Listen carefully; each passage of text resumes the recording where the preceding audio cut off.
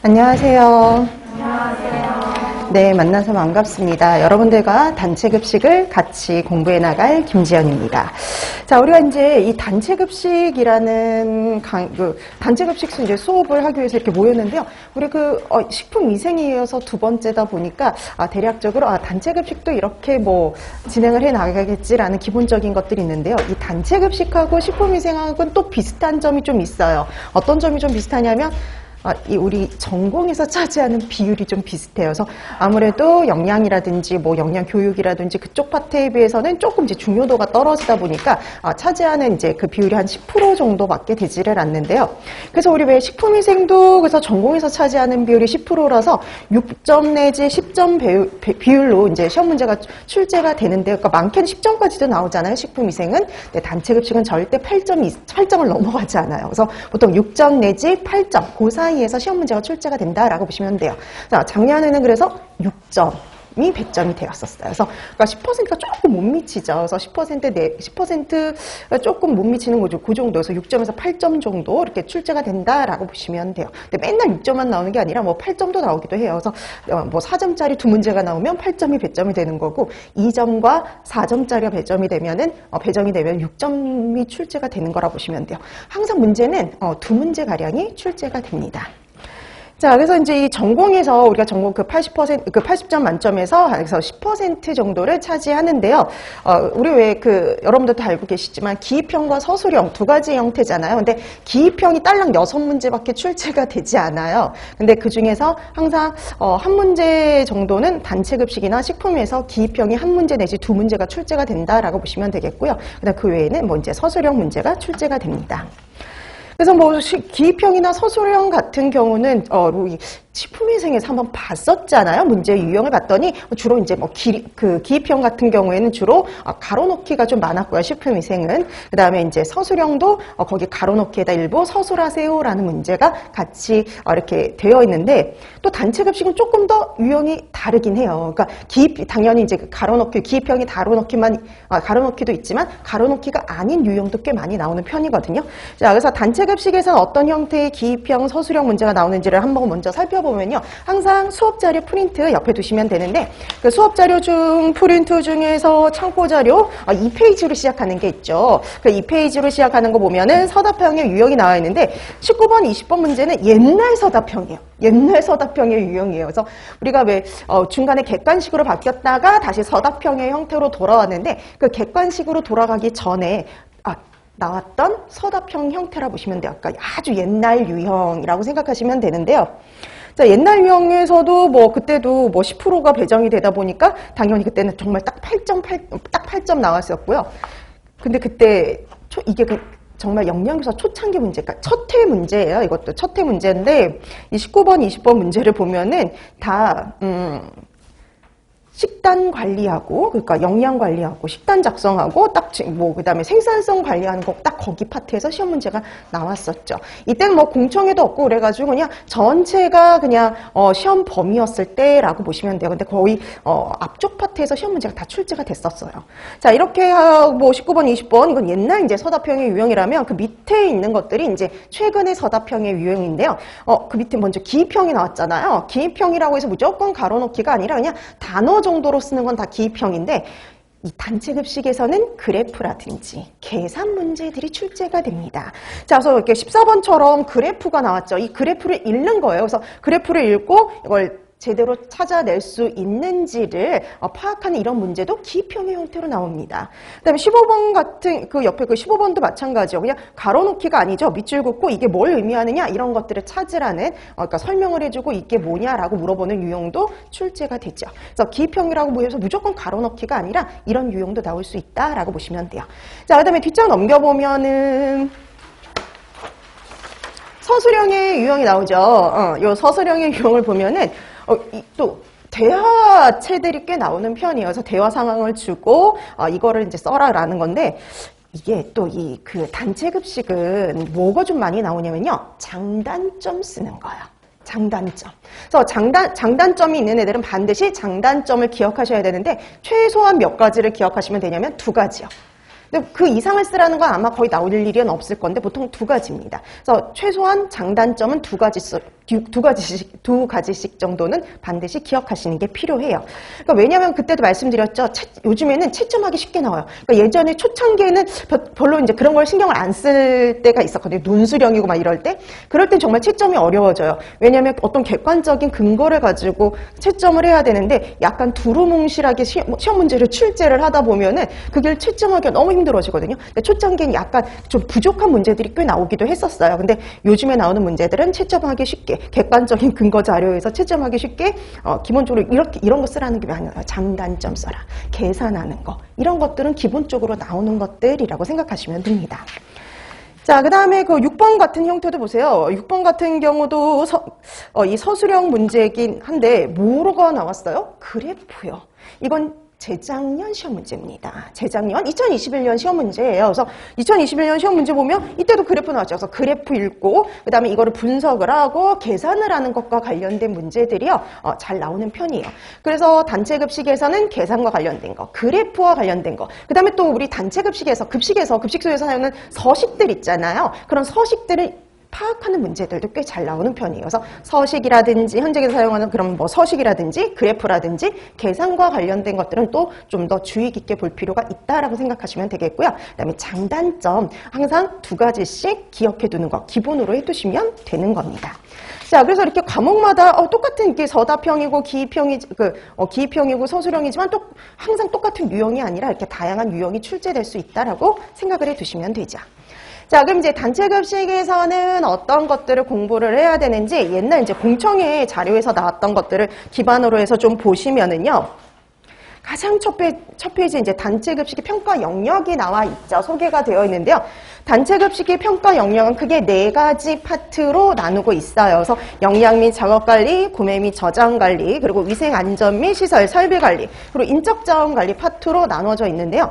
이 세 번째 영역까지는 여러분들이 이제 그 학교 다니실 때 어디에서 공부했던 거냐면 단체급식 및 실습에서 공부했던 내용이 주를 이뤄요.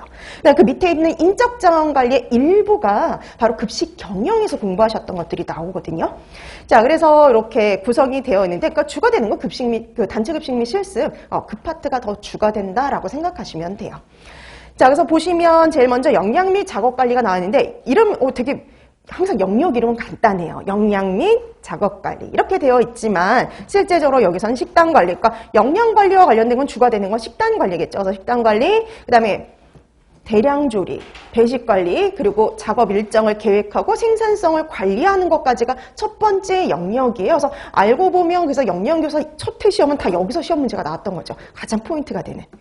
자, 그 다음에 두 번째가 구매 및 저장 관리인데요. 여기에는 당연히 구매하고 검수하고 저장하고 재고 관리하는 것만 들어갈 것 같지만 하나가 더 들어가 있죠. 원가 관리가 여기에 들어가 있어요. 두 번째 영역에. 그래서 이 두 번째 영역에서 가장 계산과 관련된 게 많이 나옵니다. 거의 대다수는 여기죠, 뭐. 자, 그다음에 위생, 안전, 시설, 설비 관리인데요. 여기는 이제 뭐 위생관리, 급식소의 위생관리, 안전관리, 시설, 설비 관리, 대량 조리기 및 직기류 관리가 이렇게 구성이 되어 있는데 딱 봐도 어디가 이렇게 중심이 되냐면 위생관리 파트가 중심이 돼요. 그래서 위생관리 파트에서 좀 잘 나오는 편이고요. 그 다음으로 시설, 설비 관리에서 나오죠. 그래서 안전관리나 대량 조리기나 여기는 어쩌다 한 번 나오는 거 각각 한 번씩밖에 시험 문제 출제가 되지 않았었어요. 자, 그 다음에 인적자원관리 파트, 말은 인적자원관리예요. 그래서 여러분 우리 왜 학교 다닐 때 왜 급식 경영책 보면 인적자원관리 파트가 따로 있었잖아요. 그래서 그 인적자원관리를 생각할 수도 있지만 영역에다 거기다가 내용 요소로 집어넣었던 게 뭐냐면은요. 공청회 때는 학교급식법이요, 우선. 그럼 학교급식법을 보면은 우리가 항상 보면 법 있고 그 법에 대한 시행령 있고 그 다음에 그거에 해당이 되는 또 이렇게 그 하위 법령들 있잖아요. 그럼 다 봐야 되긴 하는데 그럼 되게 양이 많죠. 근데 실제적으로 주로 나오는 것, 여러분들이 주로 보셔야 될 거는 뭐냐면은요. 현장과 관련된 학교급식법이에요. 그래서 그게 어떤 걸 의미하느냐면 우리가 앞에서 여기 앞에 역량 및 작업관리부터 위생안전, 시설, 설비관리까지 했던 내용들과 관련된 법규들이요. 그거 위주로 보시면 되는 거예요. 그래서 역량관리와 관련해서는 학교급식 그 역량관리 할 때 그 계획을 어떻게 세울지와 관련된 법규 내용. 그 다음에 시설 설비와 관련해서는 그 시설 설비와 관련된 법규 내용, 위생 관리할 때는 그 위생 관리와 관련된 법규 내용, 그런 것들 위주로 해서 살펴보시면 된다는 소리예요. 그러니까 전체를 볼 필요는 없고 앞에서 하는 내용과 주로 관련된 법규 위주로. 여태까지 시험 문제 나왔던 게 다 그런 유형이에요. 자, 그 다음에 이제 바로 뭐냐면 급식 경영 파트에 해당이 되는 내용이죠. 그러니까 우리 인적 자원 관리면 사람을 관리하는 거잖아요. 그러니까 기본적으로 해야 될 게 바로 뭐냐면 원활한 의사소통에 대한 거. 그래서 의사소통, 그다음에 그 의사소통을 통해서 적절히 리더십을 발휘를 하고요. 그 리더십으로 인해서 조리원들에게 동기부여하고, 적절히 동기부여하고, 직무 만족감 느끼게 하고, 교육훈련과 관련된 내용, 이렇게 해서 평가 내용 요소가 구성되어 있어요. 근데 처음에는 이렇게 해서 정말 요 파트 내에서만 시험 문제가 출제가 됐었어요, 거의. 근데 어느 순간부터 이제 벗어나는 문제들이 나오기 시작을 합니다. 그래서 간혹 이제 벗어나는 파트가 어디냐면 바로 인적자원관리 파트. 왜 그러냐? 그럼 이 인적자원 관리 파트는 사람을 관리하는 거다 보니까 넓은 범위에서 보면 동기부여라든지 리더십을 발휘하는 것과 관련해서 사람 관리와 관련된 거잖아요. 그런 것과 관련해서 그 리더의 자세라든지 리더와 관련된 그런 관리자와 관련된 내용들을 더 포괄적으로 해서 출제가 되기도 했었고요. 그 다음에 또 인적자원관리 파트, 왜 우리 급식 경영책에 인적자원관리 파트가 있었잖아요. 그 인적자원관리 파트 내에서도 시험 문제가 나온 적이 있어요. 그러니까는 만약에 평가 내용 요소를 보지 않고 그냥 평가 영역만 봤을 적에는 인적자원 관리라고 되어 있으니까 거기 전체가 범위가 되는 것 같은 느낌이 들잖아요. 그래서 거기와 관련된 문제가 출제가 된 적도 있어요. 그래서 우리가 실제적으로는 평가 내용 요소에 있는 내용도 하지만 마지막에 가서 인적자원 관리 파트, 그 급식 경영에 있는 인적자원 관리 파트에 대해서도 조금 이렇게 되게 자세하진 않지만 수박 겉핥기 정도로는 봐두시는 게 좋거든요. 그래서 간단하게 정리를 한번 해드리긴 합니다. 자, 그래서 단체 급식의 평가 내용과 평가 영역과 내용 요소가 있지만 항상 말씀드렸듯이 좀 더 포괄적으로 폭넓게 공부하시는 게 더 좋다라고 보시면 돼요. 하나라도 더 맞추고 하나라도 더 뭔가를 쓰기 위해서는 그런 작업이 좀 필요하다라고 생각하시면 되겠습니다. 자, 그럼 여태까지 나왔던 기출 정리해 놓은 게 한번 있죠. 프린트가 또 여기도 나눠드린 게 있는데요. 거기 한번 보세요. 평가 내용 영역별로.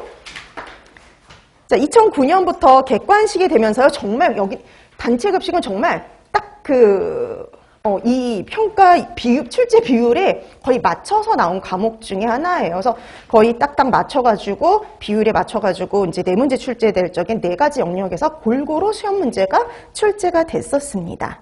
그러다가 이제 문항수가 쭉 줄어들죠. 이제 서답형이 되면서 문항수가 쭉 줄어들면서, 그러니까 이렇게 되는 거예요. 2문제가 출제되는데 딱 그럼 2가지 영역에서 시험 문제가 출제가 되기도 하고요. 아니면 한 문제에도 2가지 영역을 넣어놓는 문제들이 꽤 많이 나옵니다. 그래서 단체 급식은 그런 유형으로 많이 출제가 됐었는데요. 그 다음에 이제 그 인적자원 관리 파트도 객관식일 때는 되게 자주 출제가 됐었잖아요. 거의 한 번씩 다 이렇게 출제가 됐었지만 서답형으로 바뀌면서 가장 문제가 줄은 파트가 어디냐? 동기부여라든지 직무만족이라든지 리더십 파트 있잖아요. 여기 문제가 쫙 줄었어요. 없어요. 주관식으로 바뀐 다음에, 서답형으로 바뀐 다음에 지금 동기부여하고 리더십은 아예 문제가 나오고 있지 않고 있습니다. 그래서 한 번쯤은 나오겠지 했는데 계속 안 나오고 있어요. 근데 여기가 문제 내기가 제일 객관식으로 내기에는 그렇게 어렵지 않은데, 객관식으로, 서답형으로 내기에는 좀, 생각해야 될 것도 있고, 그 다음에 또 여러분들이 교육학에서 하는 내용들과 겹치는 내용도 있다 보니까 잘 안 내고 있는 것 같긴 한데, 앞으로도 나올 가능성은 있는 파트라고 생각하시면 될 것 같아요. 자, 그래서 이렇게 해서 이제 출제가 되는 걸 봤더니, 지금 현재 동기부여나 리더십 파트는 좀 안 나오고 있는 편. 그에 비해서, 거기 지금 교육훈련에 직무훈련 이렇게만 표시가 되어 있지만, 그 위에 또 같이 연결해서 의사소통도 시험 문제에 출제가 됐었고요, 최근에는. 그래서 지금 교육훈련이라든지 의사소통 파트에서는 최근에 시험 문제가 좀 출제가 됐었어요.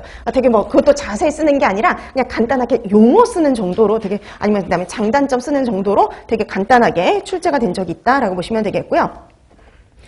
그 다음에 2021년 문제는 조금 특이했던 게 뭐냐면 이 단체 급식이 타 과목하고 연계해서 나오는 경우가 간혹 있어요. 여태까지 한 3번 정도가 그렇게 출제가 된 적이 있었는데 다 뭐랑 연계되려면 식품위생이요. 식품위생과 연계해서 출제가 됩니다. 그래서 간혹요. 왜냐하면 이게 겹치는 파트가 있어요. 위생과 관련된 파트가, 그러니까 여러분 단체급식에도 위생관리 파트가 있잖아요. 그러다 보니까 거기를 이렇게 접목을 시켜서 간혹 시험 문제가 출제가 되는 적이 그런 경우가 종종 있어요. 자, 그래서 그러니까 재작년 시험 문제에 그 소독액의 농도, 침지 시간 이런 거 쓰는 것과 이제 해석과 이렇게 연계해서 시험 문제가 출제가 됐었다라고 보시면 돼요. 자, 그다음에 작년 시험 문제는 6점 100점이었잖아요. 그래서 이게 또 이 시험 문제를 만들기 정말 손쉬운 파트 중에 하나가 어디냐? 구매 관리 파트예요. 구매 관리, 원가 관리. 이 파트는 뭐 계산 문제를 내거나 아까도 말씀드렸듯이 그래프, 장단점 이런 거 쓰는 것들이 되게 많아요. 그러다 보니까 여태까지 서답형에서 제일 많이 나왔던 형태는 구매 관리 파트라고 생각하시면 됩니다. 자, 그래서 구매 관리 파트에서 가장 시험 문제가 많이 출제가 되는데 작년에도 또 구매 관리에서 또 나왔죠. 정말 자주 나오는 파트예요. 자, 그래서 작년에는 축산물 구매와 관련해서, 구매 검소와 관련해서, 그거와 관련된 내용들이 출제가 됐었고요. 그 다음에 이제 작년에 이제 위생관리 파트에서 보존식이 나왔다 그랬는데, 보존식은, 여기 위생관리 파트에 속할 수도 있고, 앞에 배식관리 파트에 넣어도 상관이 없거든요. 우리가 두 군데서 다 살펴보는 내용인데, 그 보존식과 관련해서 되게 손쉬운 문제. 폐기 일자 쓰고, 온도, 보관 온도 쓰는 아주 가장 기본적인 거를 쓰는 그런 문제들이 출제가 됐어요. 그 다음 거기다 플러스 법규라고 되어 있죠. 그러니까 단독으로 보존식만 나온 게 아니라 법규와 관련된 내용도 같이 연계해서 시험 문제가 출제가 됐는데요. 이때 나왔던 법규도 뭐냐면은 위생관리 파트요. 그러니까 우리가 법규와 관련해서도 법규에서도 위생과 관련된 그 파트 범위가 있거든요. 그 내용 중에 전처리 시에 주의할 사항과 관련된 내용인데 그걸 쓰라는 내용. 그다음에 또 하나는 가열 시의 중심 온도를 쓰라는 문. 근데 여러분 가열 시의 중심 온도를 쓰라는 건 정말 온도와 시간을 쓰라는 건 처음 나온 문제가 아니라는 거예요. 예전에 나왔는데 또 나온 거예요. 그래서 보면은 그래서 이게 항상 보면은 이렇게 겹치는 경우가 간혹 있어요. 그러니까 이전에 나왔던 시험 문제를 생각을 하질 않는다든지 이런 경우에는 확인이 잘 되지 않으면 이렇게 반복해서 나오는 경우도 간혹은 있다라고 보시면 돼요. 근데 자주 있는 일은 아닙니다. 자, 이렇게 해서 문제의 유형들을 살펴보시면은요, 이렇게 좀 더 이렇게 문제를 내기 쉬운 파트에서 좀 시험 문제가 더 자주 나오는 편이고요. 그에 비해서 아닌 파트들은 이제 서답형으로 바뀌면서 문항수가 좀 줄었다라고 생각을 하시면 될 것 같아요. 자, 이렇게 해서 다채급식과 관련된 것들은 이렇게 이런 데에서 기출이 되었구나라고 한번 참고해 두시면 되겠고요. 자, 그 다음에 이제 우리 오늘 이제 들어갈 내용들을 보시면은 차례를 좀 보시면은요. 단체급식 거기 보면은 챕터 1부터 챕터 8까지가 있죠. 그래서 1부터 8까지 있는데 제일 첫 번째는 단체급식의 개요 파트잖아요. 여기는 뭐 그 영역에 속하지는 않지만 여러분들이 기본적으로 단체급식의 개념을 잡고 그다음에 영양교사로서의 어떤 직무라든지 관련된 법령 사항이라든지 그다음에 단체급식의 유형들이 나오거든요. 그러니까 그런 기본적인 내용들을 공부하는 파트긴 한데요. 그 중에서도 여러분들이 이중에서는 단체급식의 유형에 대해서 좀 잘 살펴봐 주실 필요가 있습니다. 실제 여러분 시험 문제에서 출제가 된 적이 있어요.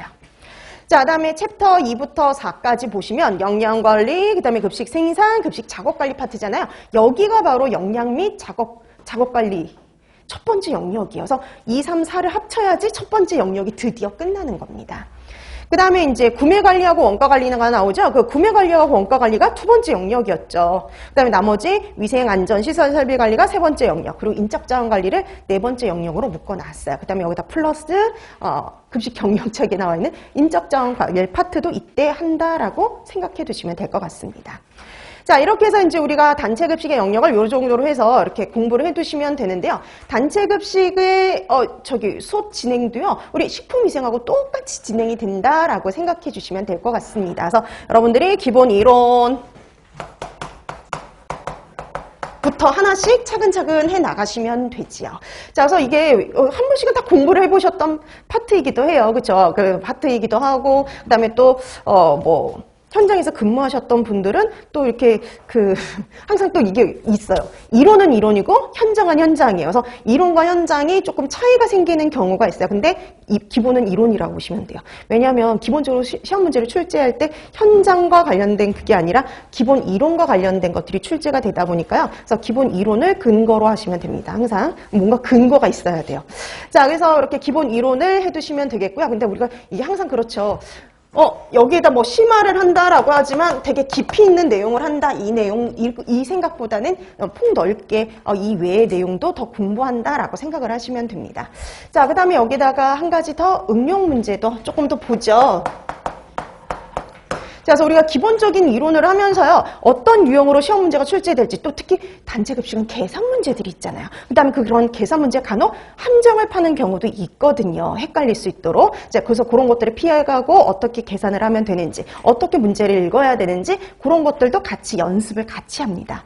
자, 그래서 뭐 본격적인 건 당연히 문제풀이 시간에 하겠지만 이제 기본 이론을 진행을 하면서 이런 방향으로 공부할 부분들이 있거든요. 그래서 그런 것들을 알려주는 그런 응용까지 확인을 하고 항상 다 말씀드리지만 제일 중요한 건 복습이죠. 수업을 열심히 듣는 거, 그러니까 강의를 열심히 듣는 것만 해서 끝나는 게 아니라 여러분들이 반드시 하셔야 될 내용, 할 것 중에 하나가 바로 복습이죠. 그러니까 복습은 아무리 강조해도 지나치지가 않아요. 그러니까 이게 나중에 가서 차곡차곡 쌓여가지고 다 여러분들의 실력으로 바뀌는 거니까요. 꼭 복습은 해주시고요. 그 다음에 여러분들이 복습하실 수 있도록 다시 한번 기회를 드릴 거예요. 아무리 복습을 해도 시간이 지나면 까먹죠. 당연한 건데 그걸 다시 한번 복습할 시간을 드립니다. 그래서 다음 주부터는 프린트물이 두 가지 유형이 나갈 거예요. 하나는 수업 참고 자료 프린트, 그다음에 또 하나는 복습 프린트물.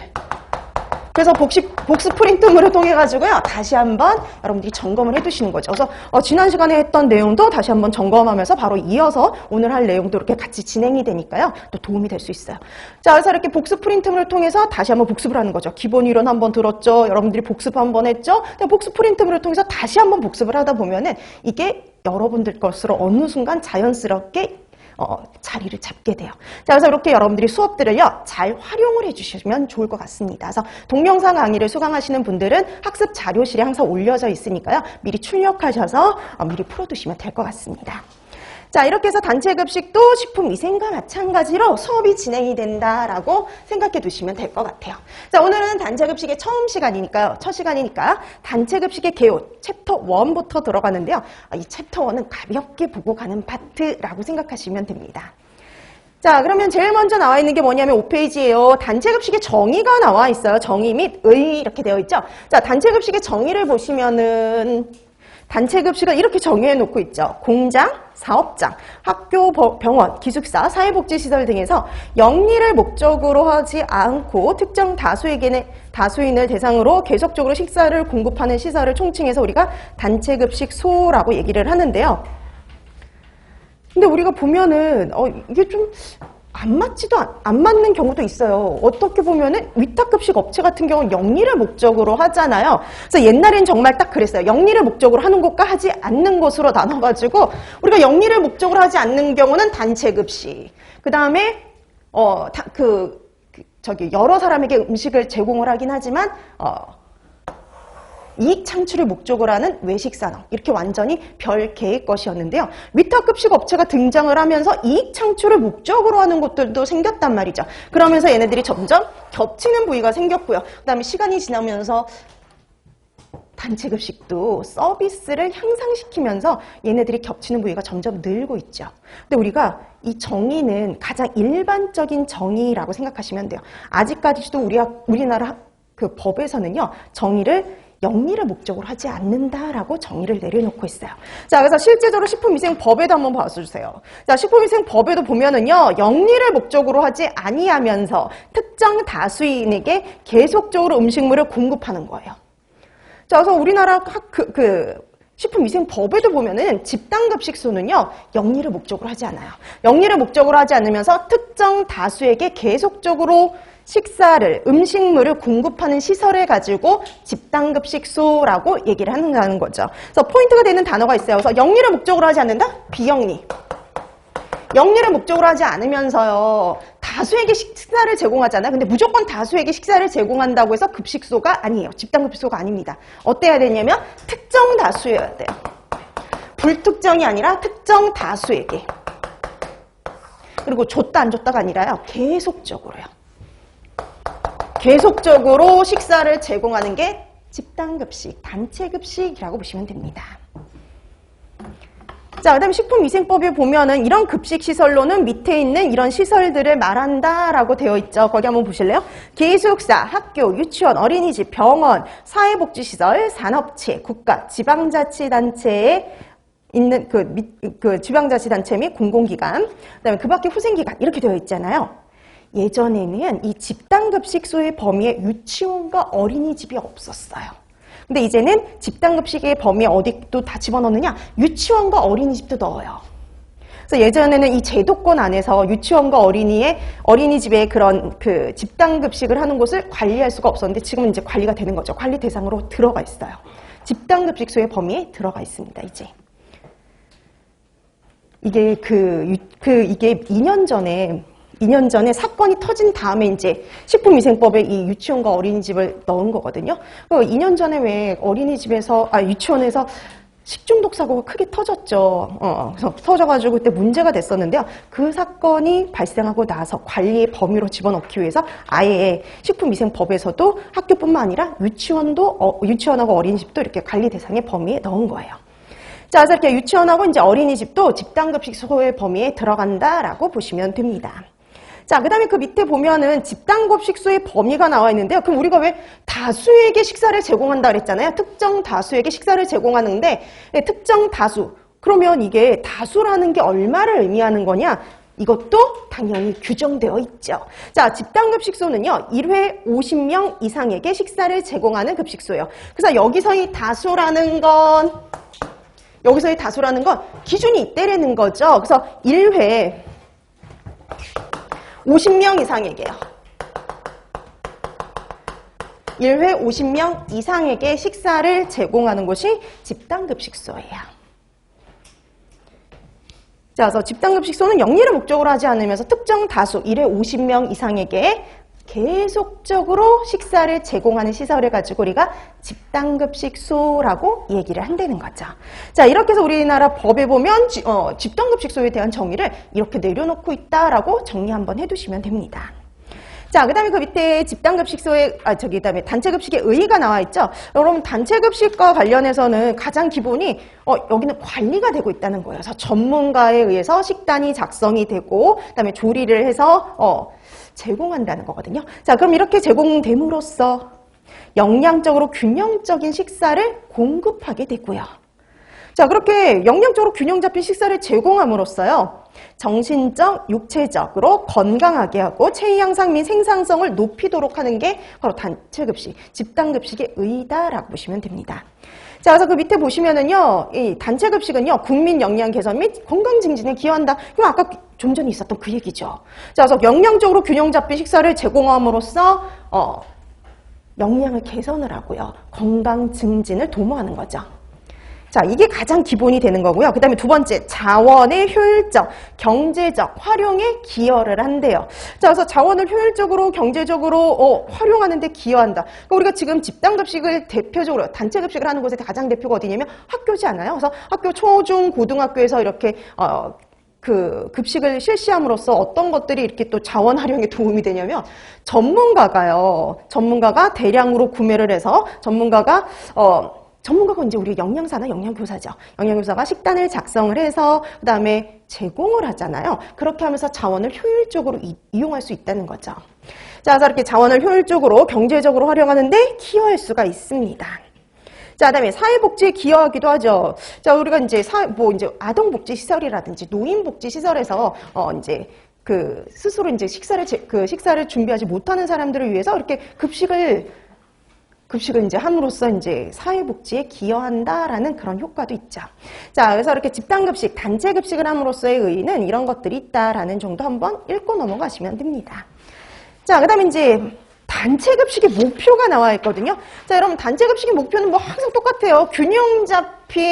영양적으로 균형 잡힌 식사를 제공함으로써 항상 기본은 영양을 개선하고 건강 증진을 도모하는 게 항상 가장 기본이다라고 생각하시면 돼요. 자, 그래서 뒷장 넘겨보시면 그냥 가볍게 읽고 넘어가시면 되는데요. 그래서 아까 말씀드렸던 듯이 영양 개선하고 건강 증진을 도모하는 게 가장 기본. 그래서 가장 첫 번째 나와 있죠. 그래서 항상 보면 그게 가장 먼저예요. 그 다음에 이제 두 번째가 바로 뭐냐면 급식을 통해서 급식 대상자의 가정이나 지역사회에 대한 영양 개선 도모 효과도 있고요. 그 다음에 같이 식사를 함으로써 올바른 인간관계 형성에 도움을 줄 수도 있고 소속감이나 공동체 의식을 향상시킬 수도 있고요. 그 다음에 급식 대상자의 식비 부담이나 편리성도 제공하죠. 만약에 학교에서 급식을 안 한다고 생각해 보세요. 그럼 도시락을 싸들고 다녀야 돼요. 그거에 도시락 항상 싸가지고 다니는 것도 솔직히 쉽지가 않은 거잖아요. 그래서 그런 편리성 제공에도 도움이 됩니다. 한번 읽어봤잖아요. 밑에는 급식 대상별 그 목적이라고 보시면 되는데요. 급식 대상별에 따라서 이제 단체 급식을 분류해 놨어요. 그래서 뭐 예를 들어서 급식 대상이 학생이다 그러면 학교 급식이 되는 거고, 환자가 대상이다라고 하면 병원 급식이 되는 거죠. 자, 그러면 이제 가장 기본적인 고유의 목적 이렇게 되어 있는데 그 공통이 있지 않아요? 공통 보세요. 우리가 알고 있는 내용이요. 균형 잡힌 식사를 제공함으로써 영양 개선을 하고 건강 증진을 도모하는 건 모두의 공통입니다. 모두의 공통이고요. 그 다음에 그 외에 고유의 목적이 될 수 있는 거. 학교급식이라는 것은 학생들을 대상으로 하잖아요. 학생들을 대상으로 해서 균형 잡힌 식사를 제공함으로써요. 올바른 식습관을 형성시키는 데 도움이 될 수 있죠. 한참 자랄 나이들이잖아요. 그래서 심신의 발달 이런 것들도 될 수 있는 거죠. 편식 교정 이런 것들이요. 자, 그다음에 병원 급식은 환자를 대상으로 하잖아요. 그래서 이렇게 건강 증진하고 영양 개선을 함으로써 질병의 치료, 건강 회복이 목적이 될 수 있죠. 산업체 급식 같은 경우에는 생산성 향상이요. 일 더 잘하라고. 그다음에 복지 차원, 회사에서 복지 차원의 그런 걸로도 실시를 하니까요. 생산성 향상이나 복리 후생의 목적이 있는 거죠. 자, 이렇게 해서 고유의 목적이 또 이렇게 따로 있을 수 있다. 공통의 목적도 있고, 그다음에 각 대상별로 고유의 목적도 있을 수 있다라고 보시면 되죠. 근데 학교 급식의 목적 정도 이렇게 좀 확인해 두시면 되죠. 학교 급식은 이렇게 심신의 발달, 편식 교정하고 올바른 식습관을 형성하는 것들이 학교 급식만의 목적이 될 수 있다. 고유의 목적이 될 수 있다라는 정도 확인해 두고 넘어가시면 됩니다. 자, 그 다음에 이제 우리가 이렇게 단체 급식에 이렇게 기본적인 개념, 목표 이런 것들을 봤다면, 그럼 이제 이 급식을 진행해 나갈 그 시스템을 실행해 나갈 누가 필요하냐면 급식 관리자가 필요하죠. 보통 급식 관리자는 영양사 내지는 영양교사가 될 수가 있죠.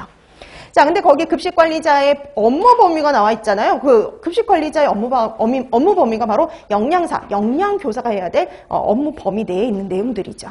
자, 그래서 제일 먼저 나온 거 보세요. 메뉴 관리 이렇게 되어 있죠. 그 메뉴 관리, 식단 관리요. 우리가 알고 있는 그 식단 관리. 영양을 계획하고 메뉴를 개발하고 작성하고 메뉴를 평가하는 것과 관련된 업무들. 그 다음에 구매 관리, 말 그대로 식품을 구매하고 발주하고 검수하고 하는 것과 관련된 그 관리. 그 다음에 생산 관리가 나오죠. 그래서 우리가 이제 구매를 했으면 조리를 해야 되잖아요. 근데 조리를 할 때 급식소에서는 절대 주먹구구식으로 하지 않죠. 레시피를 이용을 하죠. 그래서 표준 레시피를 작성하고 개발하는 거. 그 다음에 대량 조리하고 보관 배식하는 것과 관련된 관리가 다 생산 관리에 들어갑니다. 자, 그 다음에 위생관리와 관련된 내용들이 있죠. 그래서 위생관리는 식재료, 조리 인력, 시설의 위생관리가 되어 있는데요. 그러니까 우리가 딱 배울 위생관리 파트에서 배울 내용이 딱 그거예요. 식재료 위생관리, 조리 인력의 위생관리, 시설 설비 위생관리를 공부할 건데 그 내용들이 다 여기 있어요. 자, 그 다음에 작업관리. 여기에 이제 생산성 관리와 관련된 내용들이 여기 있어요. 자, 그래서 생산성 관리하고 작업 일정을 계획하는 것과 관련된 것들. 그 다음에 시설 설비 관리가 나오죠. 그래서 시설 설비 관리, 그리고 원가 및 정보 관리, 그리고 인적 자원 관리. 이런 것들이 급식 관리자의 업무 내용들이다라고 봐두시면 돼요. 그러니까 이건 뭐 한번 읽고 넘어가시는 건데, 그러니까 거의 대다수가 우리가 공부해야 될 내용이자 여러분들이 앞으로 할 업무들이라고 생각하시면 됩니다. 자, 그 다음에 이제 영양사와 영양교사, 이제 직접적으로 급식 관리자가 되는 이 영양사와 영양교사에 대해서 좀 볼 건데요. 먼저 영양사 먼저 나와 있죠. 그래서 영양교사의 뭐 정의가 나와 있긴 합니다. 그래서 국민영양관리법에 영양사에 대한 정의가 나와 있긴 해요. 그러니까 여러분, 우리 보통 영양사는 그 전문 교육을 받고 그다음에 영양사 국가시험에 합격한 사람이 바로 누구예요? 영양사다라는 정의부터 시작을 해서 대한영양사협회의 정의도 있고요. 그 다음에 직업분류의 정의도 나와 있는데 이거 같은 경우에는 그냥 한번 읽어보고 넘어가시면 됩니다. 그래서 아주 중요한 건 아니지만 이렇게 영양사를 정의할 수도 있구나라는 정도만 보고 넘어가시면 돼요. 그 한국표준직업분류에 보면은요, 영양사가 어디에 포함이 되어 있냐면요, 보건, 사회복지 및 종교 관련 직 중에 하나예요. 보건, 사회복지와 관련된 그쪽 업무를 담당하는 사람 중에 하나로 분류되어 있습니다. 자, 그 다음에 현행 법령상의 영양사를 보시면요, 집단급식소 운영자는 반드시 영양사를 두도록 하고 있어요. 영양사를. 그럼 우리가 왜 집단급식소는 어때요? 일에 50명 이상이 있죠. 그래서 일에 50명 이상에게 식사를 계속적으로 제공하는 급식소에서는요, 반드시 영양사를 두도록 하고 있는 거죠. 근데 예외가 되는 경우가 있어요. 그래서 그 밑에는 영양사를 두지 않아도 된다라고 되어 있잖아요. 근데 뭐 1번하고 3번 같은 경우에는 1번과 3번 같은 경우에는 운영자가 영양사인 경우, 그다음에 조리사가 영양사인 경우니까 두지 않아도 되지만 두 번째 거 보실래요? 1회 급식 인원 100명 미만의 산업체인 경우에는요, 영양사를 안 둬도 돼요. 분명 아까 집단급식소의 범위에 누구도 있었어요? 산업체도 있었잖아요. 근데 산업체는 100명 미만이면 안 둬도 돼요. 그러면 그 영양사는 어떤 곳에 두느냐? 100명 이상인 것만요. 그래서 산업체인 경우에는 100명 이상인 경우에만 영양사를 두도록 하고 있어요. 근데 나머지 곳은 다 어디예요? 50명 이상입니다. 나머지 집단급식소들은 다 50명 이상이면 영양사를 둬야 되지만 산업체만 100명 이상이에요. 자, 그 다음에 영양사의 직무 나와 있죠. 이것도 한번 읽어보고 넘어가시면 되는데요. 영양사가 하는 직무에는 어떤 것들이 있냐? 가장 기본 이거죠. 식단을 작성하는 거예요. 그래서 식단을 작성하고 검식, 배식 관리하는 거. 자, 그 다음에 구매와 관련된 업무죠. 그래서 식품의 검수 및 관리. 그리고 위생관리, 그 다음에 운영일지 작성하고 영양을 지도하고 종업원에 대한 영양 지도하고 식품위생 교육을 하는 것까지가 영양사의 직무 범위에 들어간다라고 봐두시면 됩니다. 자, 그러면 이제 우리가 영양사에서 또 달라진 게 영양교사죠. 그래서 이게 아예 관련 법령이 따로 있죠. 그러니까 우리가 이 영양사는 식품위생법에 근거를 하잖아요. 근데 영양교사는 학교급식법입니다. 자, 그래서 학교급식법에 따른 영양교사의 배치, 직무가 달라질 수가 있어요. 자, 그럼 거기 영양교사 보실래요? 자, 영양교사 배치와 관련된 기준인데요. 자, 학교급식법에 보면은 이런 곳에 영양교사를 배치해라 이렇게 되어 있어요. 그 배치해야 될 곳이 어디냐? 1항을 보면 학교급식을 위한 시설 설비를 갖추고 있는 학교예요. 그러니까 학교급식 시설을 갖추고 있는 이 학교는요, 학교급식을 위한 시설 설비를 갖추고 있는 학교는 반드시 영양교사를 배치하도록 하고 있어요. 자, 그다음에 그 뒷장 넘겨보실래요? 3항 보실래요? 3항? 3항에 보면 유치원요. 이게 작년부터 신설이 된 거거든요. 유치원에도 영양교사를 둬라라고 배치를 하라고 이제 이게 신설이 된 거예요. 그래서 3항하고 4항은 작년에 새로 신설된 파트인데요. 보시면 유치원 중 일정 규모 이하의 유치원에 대한 급식 관리를 지원하기 위해서 교육지원청에 영양교사를 둘 수가 있고요. 그 다음에 4항도 보시면 영양교사가 급식관리를 지원하는 유치원의 규모나 이런 것들은 따로 얘기를 한다라고 얘기를 했는데 일정 규모 이하인 곳은 영양교사를 따로 배치를 안 해도 되거든요. 그런데 그런 경우에는 교육청이나 교육지원청에 영양교사를 배치해서 관리하도록 하고 있어요. 자, 그럼 그 밑에 그러면 규모 이상에서는 영양교사를 배치해야 된다는 소리잖아요. 그 규모 이상이란 건 어떤 거를 의미하냐면 그 밑에 박스 보실래요? 학교급식법 시행령에 보면 이렇게 되어 있죠. 대통령령으로 정하는 규모 이하의 유치원이라는 건 사립유치원 중에서요. 100명 미만인 유치원이요. 원화수가 100명 미만인 유치원. 그러니까 그럼 이렇게 되는 거예요. 사립유치원 중에 원화수가 100명 미만인 유치원은요. 단독으로 영양교사를 배치하지 않아도 돼요. 영양교사 배치 안 해도 됩니다.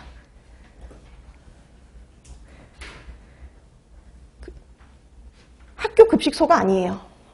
학교 급식소는 어떤 곳이냐면요. 국공립 유치원하고요. 그다음에 사립 유치원 중에 원화수가 100명 이상인 곳만 학교 급식소로 분류가 돼요.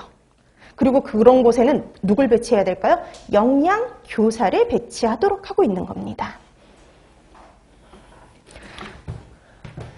국공립 유치원은 원화수와 관계없이 다 그냥 학교 급식 시설이에요. 그래서 이게 중요한 건 아닌데 이게 중요한 내용은 아닌데 간혹 이렇게 질문하시는 분들이 있어서 명확하게 말씀을 드리는데 국공립 유치원은 원화수와 관계없어요. 그러니까 무조건이에요. 원화수와 관계없이 무조건 학교 급식의 대상이에요. 자, 그다음에 사립 유치원은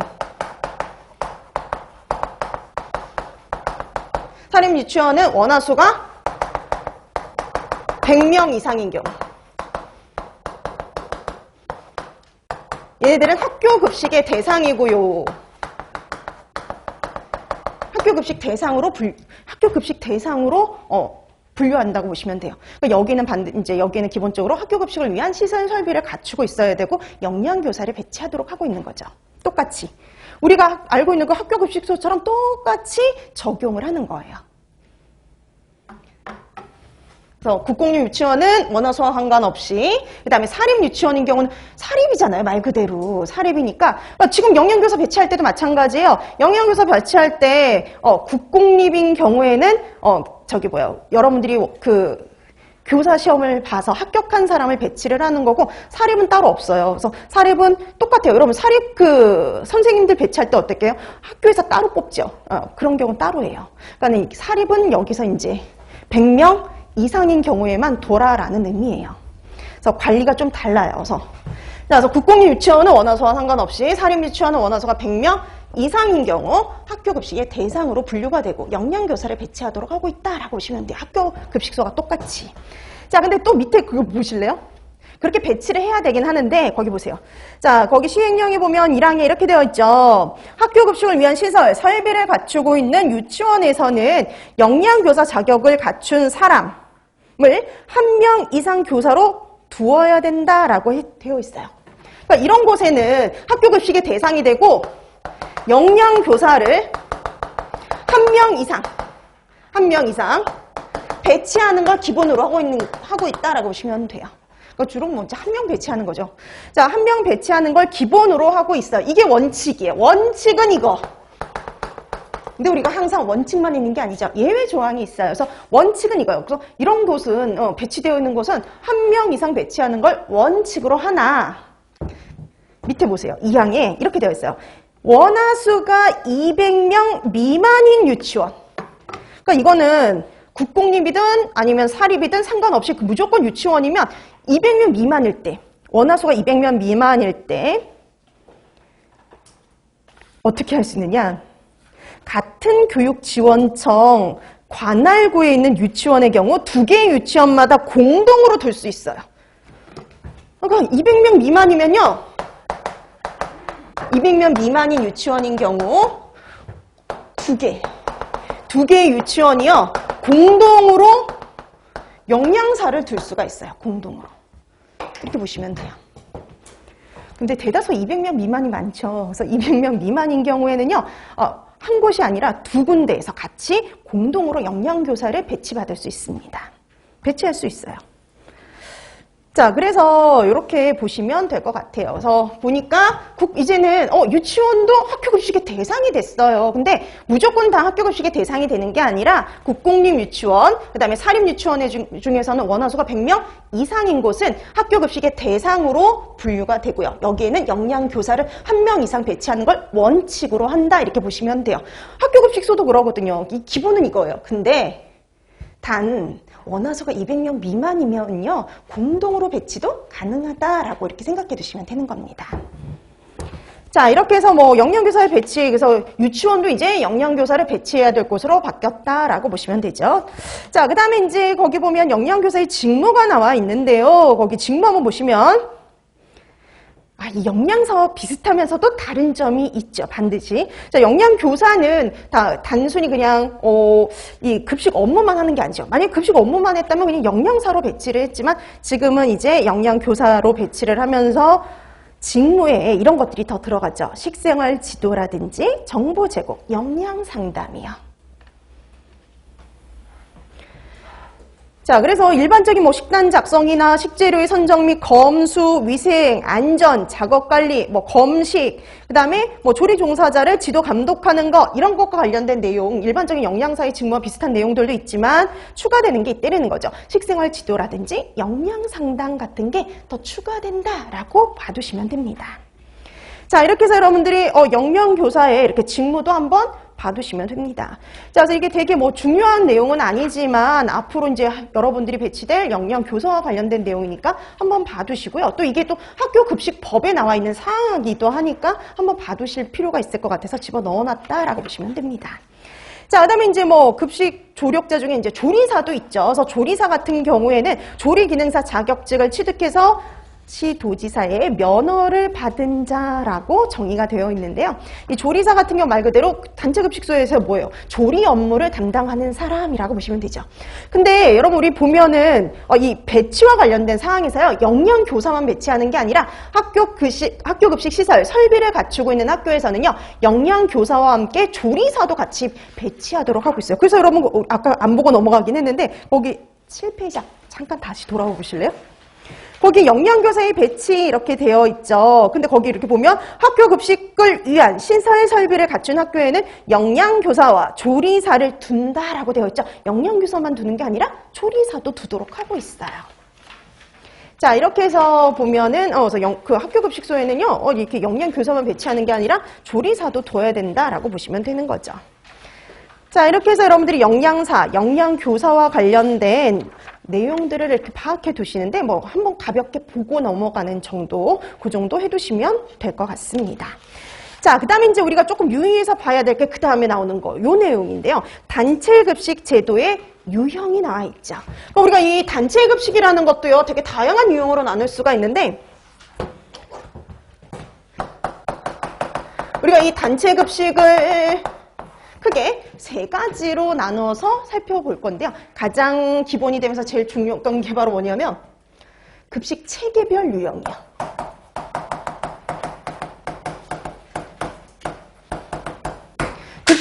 급식 체계별 유형은 여러분들이 반드시 구분을 하고 그 특징에 따라 장단점을 꼭 반드시 기억해 둬야 되는 것들인데요.